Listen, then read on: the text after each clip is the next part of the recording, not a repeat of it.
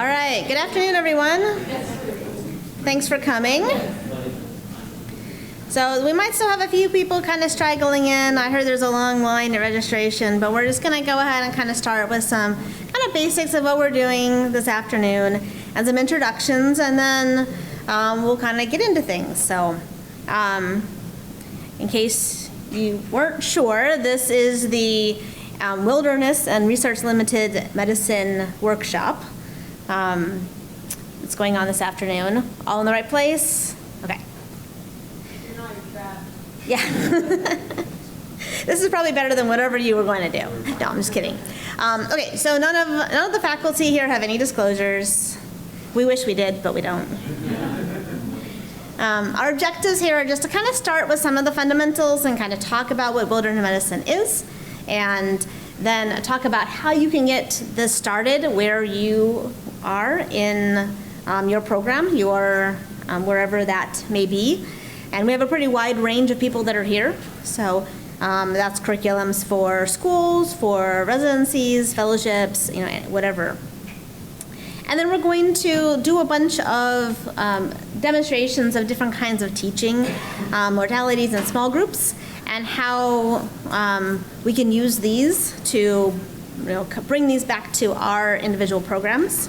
And then talk about how, what we can do to help you guys set up wilderness medicine at your institution. So we have a lot of faculty here. They are all crowded around this very big table in the back and standing. And we come from a wide range of places and backgrounds, and we are here to help you. So if you want to talk to any of us individually, everyone's very nice. They're happy to talk to you. And also, be contacted afterwards if you have any in particular connections, especially if it's like in the regional area that you are in, we're happy to help. So I'm going to have us kind of just go around and give a brief introduction back here. Why don't we just start at the list. I guess I'm first on the list. So I'm Hillary Irons. I'm at UMass. I've been there for several years. I did a wilderness fellowship at MGH, and have now I'm now faculty there, where I run a bunch of electives and some mini residency events, and then also have I'm one of the people that makes MedWar races, and we'll talk a little bit more about what those are in some of the groups. But so that's kind of where I am. Let's go down. We'll go down to Dr. Chardoff. There you are. Hey, I'm Stan Chardoff. I'm with UConn for medicine residency. Been there a very long time. I am prior military, so that's a lot of where my austere wilderness medicine experience came from. Did 30 years in the Air Force, with a lot of austere deployments. But I started a wilderness track at our residency. Evolving it as we go along. Greatly expanding every time fellowship. We have several fellowships to do our programs. We do have a disaster, a potential disaster fellowship, which involves a lot of medicine as well. Go through a lot of vet medicine, and I've also been involved with the Scouting development of Boy Scouts. We do medical big medical jamborees, which are national world events. Setting up all medical center for those types of events. And I just love outdoors. Thank you. There's a press on my knowledge.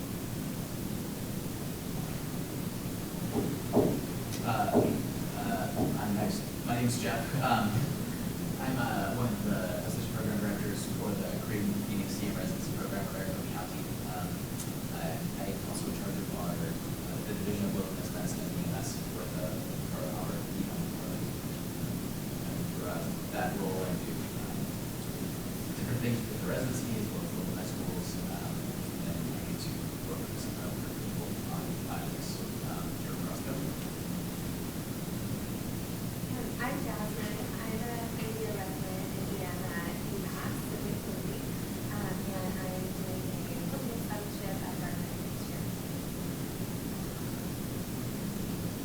Sanjay Gupta. I do it's difficult for an emergency doctor. I'm a department chair. I'm a faculty advisor for wilderness medicine, for Central School of Medicine. I'm a DMAT physician and addiction medicine board.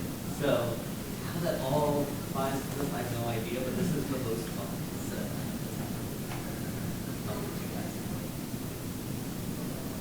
I'm Taylor Houston. I am down in Georgia, which I'll just let y'all know is not even any hotter than it is here, or humid apparently. It's the second time. I was expecting no humidity, so.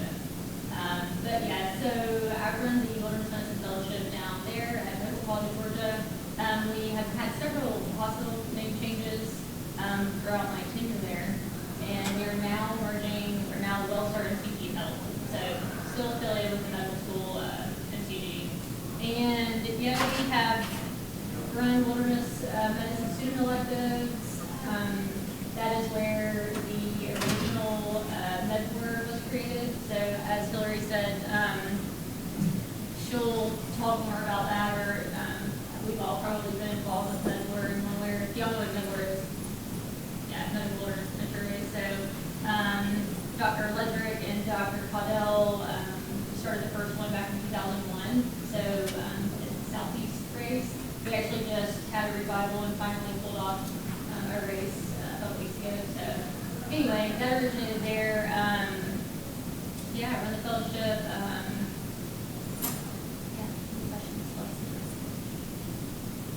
Henderson, I'm a Wake Forest, I'm program director for a wilderness fellowship and also transport service.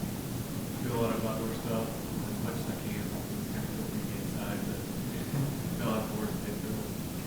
We also started a student conference for wilderness medicine. We had our 17th one this year, so we have that every year. We're going to Southeast Community and Federal Hospitals this year. So,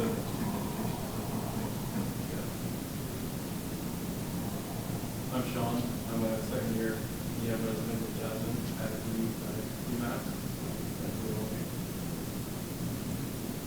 I'm Mara Phillips, I'm from Philadelphia.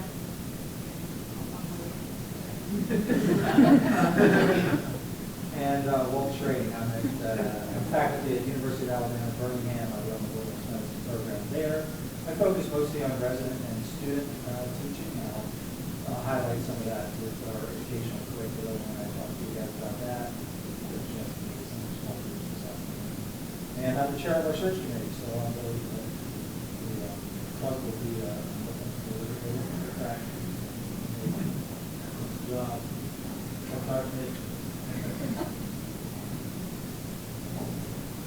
All right.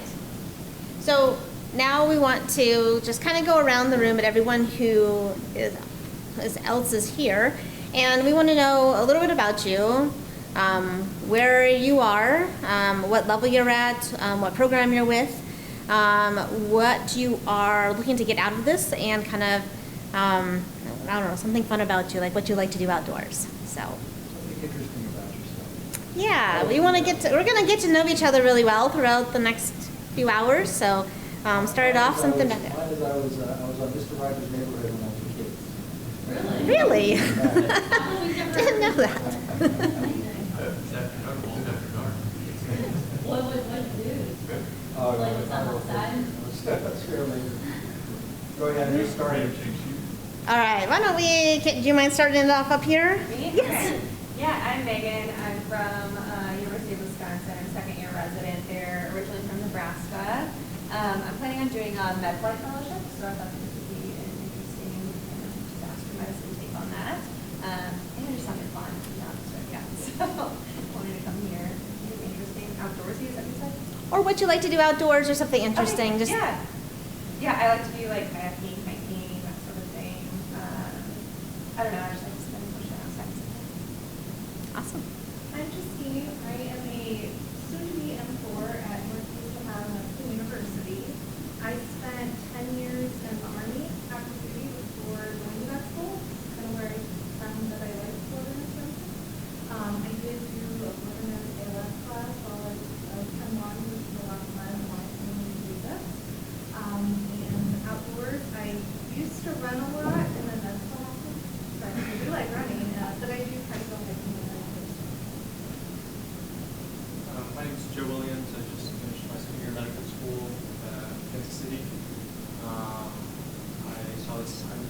or like outdoors and stuff. So we're just learning about wilderness fellowships. I'm sure everyone likes snowboarding, hiking, contemplating, all that sort of stuff. Hi everybody, my name is Jessica Mathias. I am a fourth-year medical student at the University of Arizona Phoenix, right down the street. I wanted to be at this session because I also love being outside. I grew up in the California Central Valley, going up to Kings Canyon and Yosemite National Park. So that's kind of my upbringing. I just love being outside, I love the wilderness, and I'm excited to learn more. I can go now. Hi everyone, my name is Jennifer Johnson. I am not a physician, nor a resident, nor a medical student, but I serve as a supervisor for research for emergency medicine and mental health. Thank you. And what brings you to us? Yeah. Right.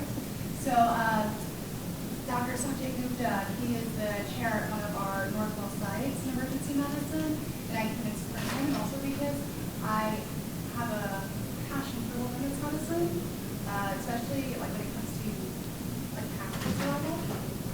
And I really like going hiking. And I'm excited to bring my daughter, who's 4 years old, on her first hike soon. Awesome. All right. I can start. My name is Marisha. I'm one of the APPs for SAEM, and last year the attending that for faculty member was running over Wisconsin, was learning how to use the group, and we picked up a course that I've been involved, and I learned that field is a really good motivator for me. All right. I guess we ran our first course like 2 weeks ago. It was really fun, but I figure always down to learn more. Hi, I'm Oliver. I'm a third year in the emergency school medicine. I like wilderness medicine. I was a wilderness guide in college. I took my whole group, my wilderness PhD. I've done all of the wilderness medicine classes. And I started the wilderness medicine to get out here. And we're hoping to do some stuff that we have here, bring it back, and teach people again. Not more stuff because it's not anything. And I recently went to Norway. That was a very cool, like, all-time time.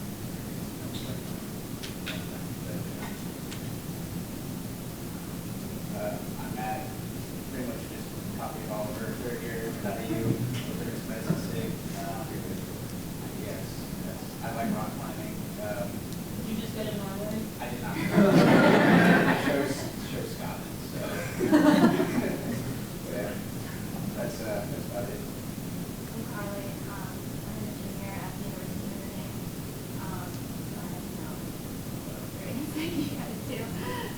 But I did research with Matt over the past summer, so I'm just tagging along. But I really enjoy running, and I went to the Hey.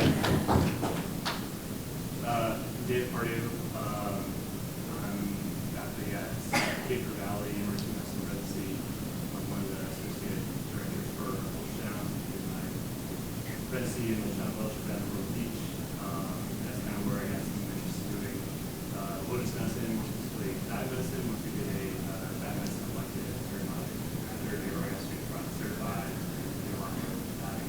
So I want to do that a little more.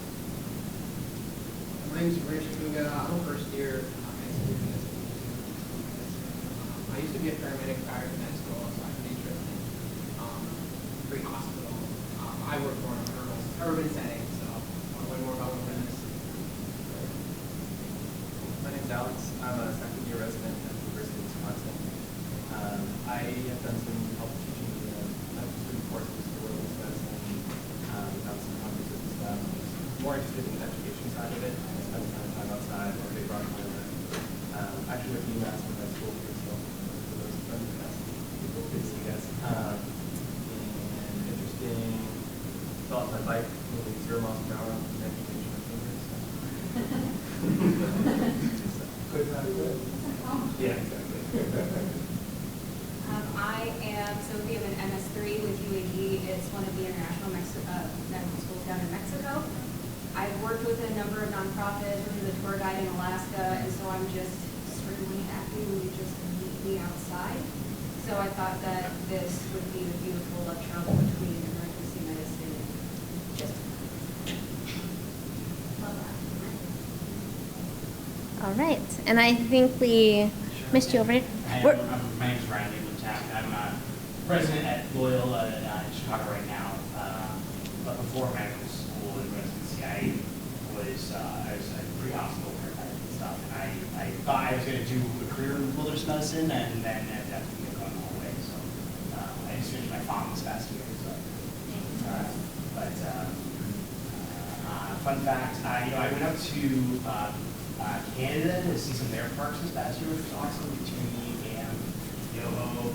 It was awesome. I highly recommend that. So what did you do? You said you almost did that you ended up doing. Oh, I thought because I did like some guy work when I was younger and like work for an EMT stuff, and then I was just ski controller. And I thought I was going to teach wilderness medicine as my career path, and not be stuck in the hospital all the time. And then reluctantly, yeah. Alrighty. We'll get to know each other a little bit more as the day goes on. So to kind of kick things off, we're going to, Dr. Phillips is going to give us a overview of kind of like what wilderness medicine is, which I think we probably all have a little bit of an idea since we're all here, but to talk a little bit more about it.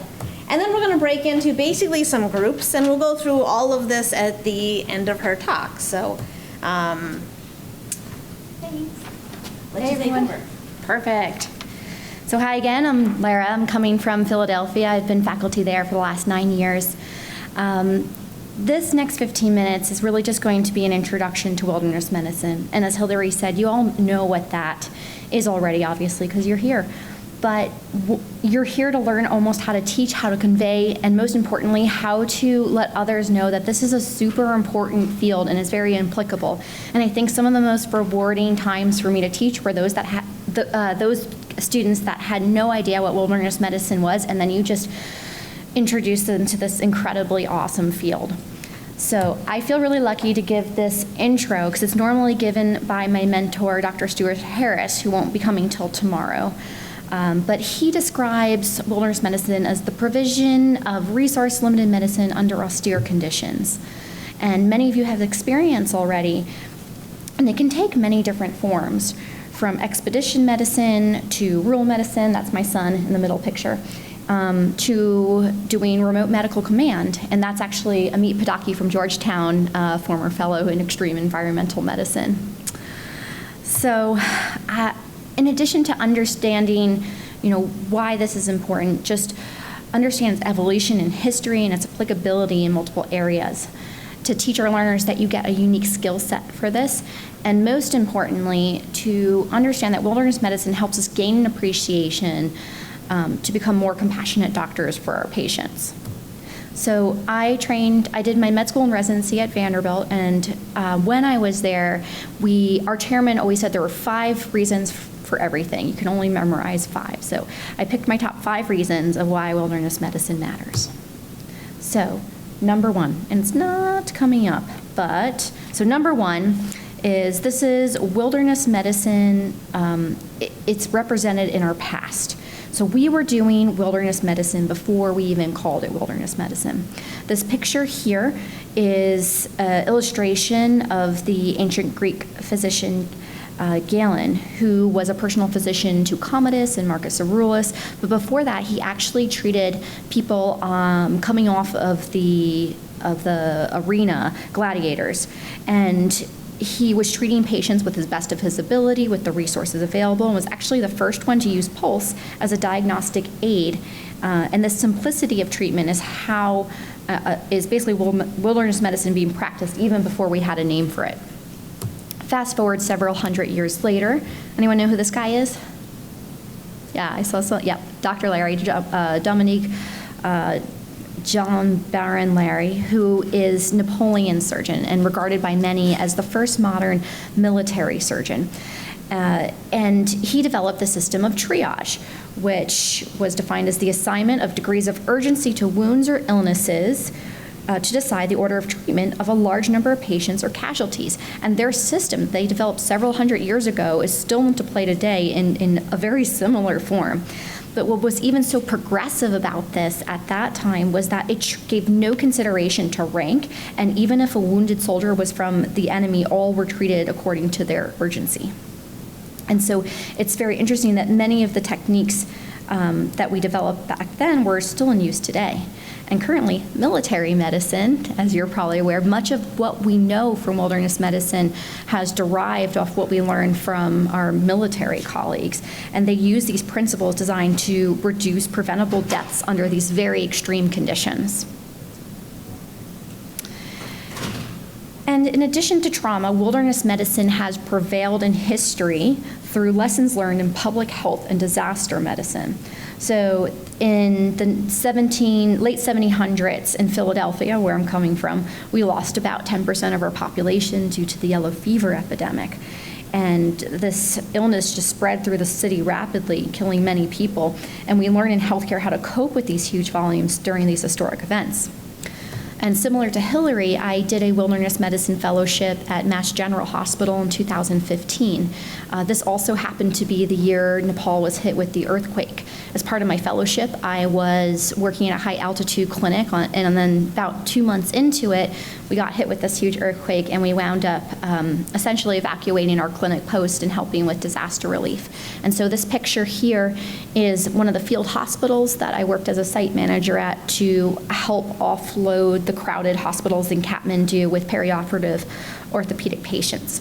And so our ability to accommodate these large number of patients after disaster with available resources, again, is wilderness medicine at its core. Okay, number 2. Wilderness medicine takes into account the intersection between human health and the environment. So we're an extremely environmentally conscious specialty. Some of our core didactics include things like leave no trace principles, food and water procurement, and how the changing climate affects our health. And this was published about a decade ago in the Wilderness Environmental Medicine magazine of a 50-year projection of how we expect jellyfish species to be increasing in population. Anything in yellow or red is projected increase. And as you can see, that is predominantly the colors. And given that we have about 50% of our population coastal, we're going to start to see more interaction between animals and humans. And are we prepared to deal with the health effects of that?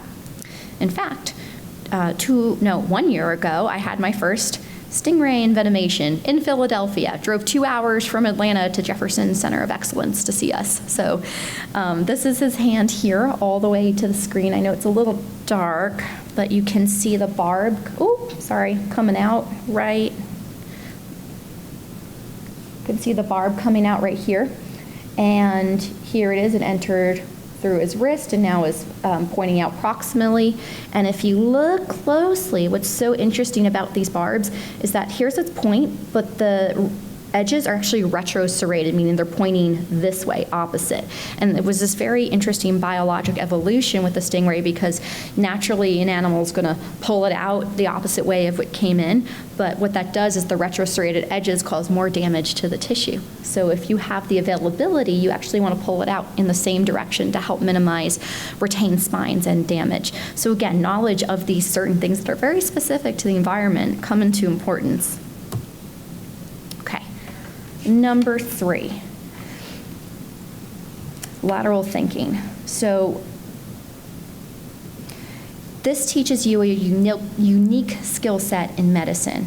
And in wilderness medicine specifically, you gain skills in lateral thinking, which is solving of problems by an indirect and creative approach, typically through viewing the problem in a new or unusual light.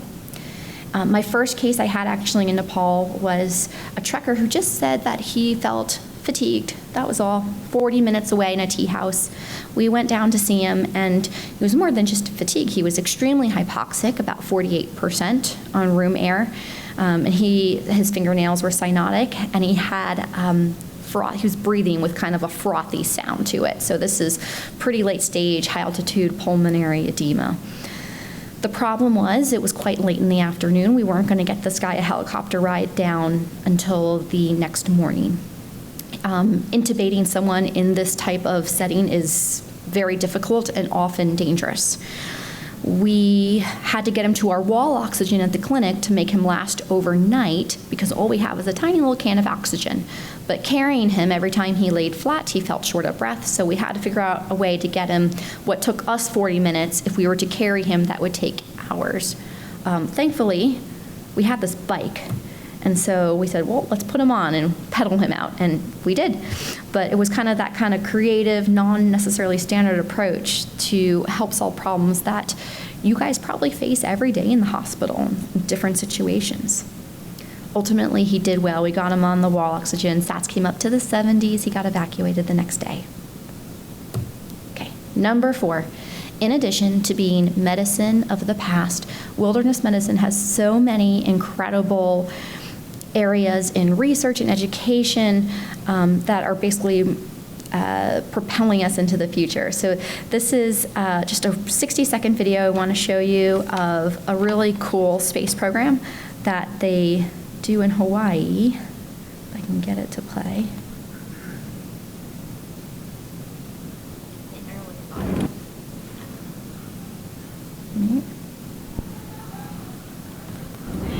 That's one small step for man, one giant leap for mankind. Oh, I broke it. There you go.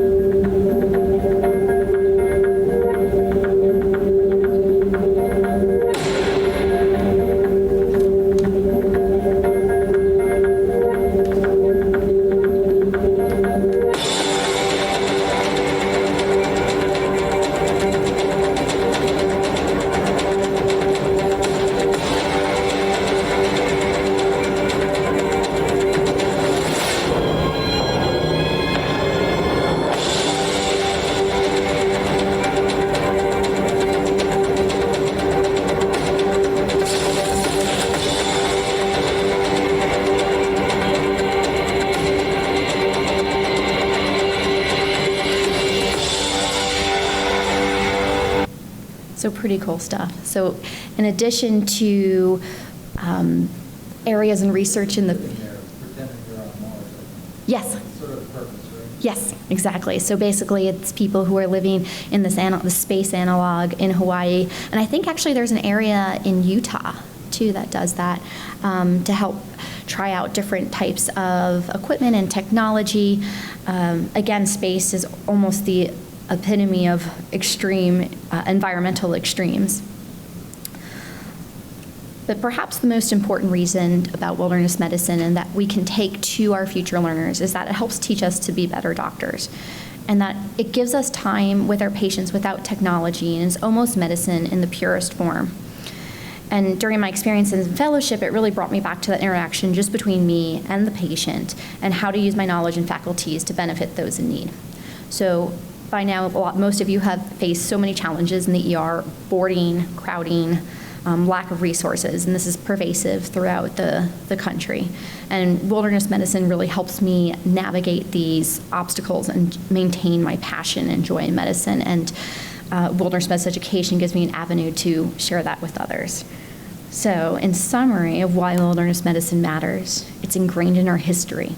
It helps us prepare for the effects of human health due to climate change. You get a unique skill set and innovation. It leads the way in the future of medicine and reminds us of why we became physicians in the first place. All right, thank you.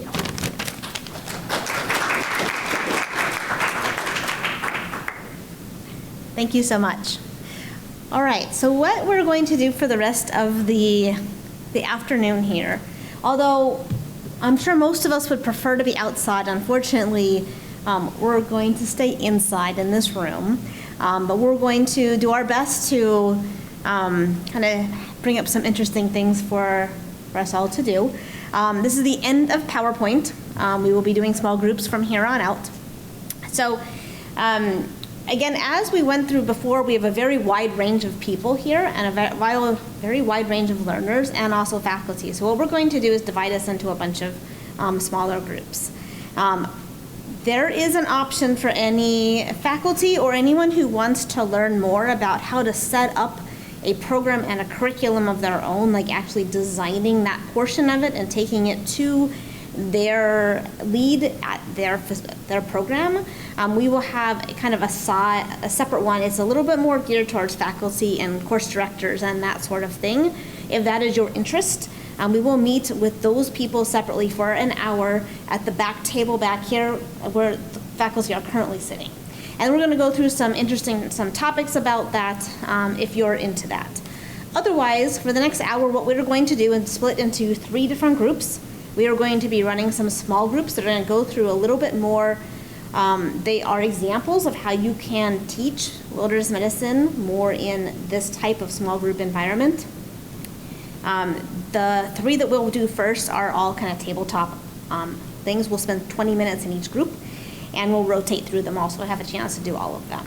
So that is how we're going to do it. We're going to split up into groups, and each group will have about 4 people in it. And then again, if there's anyone, faculty, course directors, or someone who is really interested in how to start a program at their particular institution, that will be in the back.